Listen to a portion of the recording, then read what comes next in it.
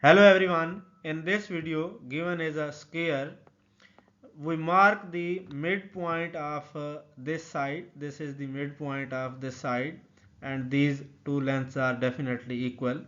We draw a line segment from this corner to the midpoint which form a right triangle which is shaded green. We have another right triangle placed over here which is shaded blue with its hypotenuse as this side of the square. If this blue shaded uh, right triangle has area is equal to 80 centimeter square, another triangle is placed over here having one side as the side of square. By this limited data, we have to find the area of this yellow shaded triangle. Let we move toward the solution.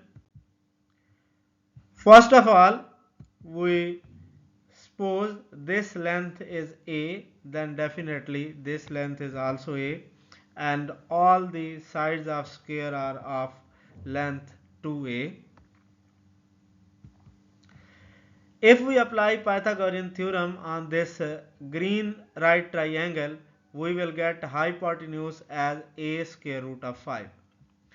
Let me consider that this leg of the blue triangle is x and this leg of this blue triangle is y.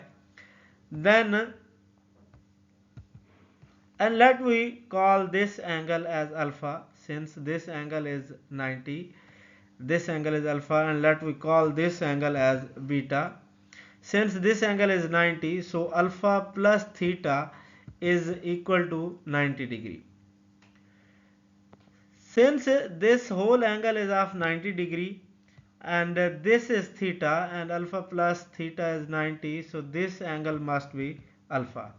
And this angle is alpha, this is of 90, so this angle must be theta. By angle-angle similarity, blue triangles and green triangle are similar. Since these two triangles are similar, therefore ratio of their sides must be equal. So if we take this shorter leg of green triangle, which is A divided by its hypotenuse, we will get A over A square root of 5, that will be equal to x divided by 2a, and from here x is equal to 2a over square root of 5. If we take the larger leg of this green triangle, which is 2a and hypotenuse as a ratio, then 2a divided by a square root of 5, that will be equal to y divided by 2a, and from here y is equal to 4a over square root of 5. Now area of a blue triangle is equal to half time base into height, that is x into y, and substituting the value of x, which is 2a over square root of 5, and y, which is 4a over square root of 5 over here, and after simplification we will get a square is equal to 100. Now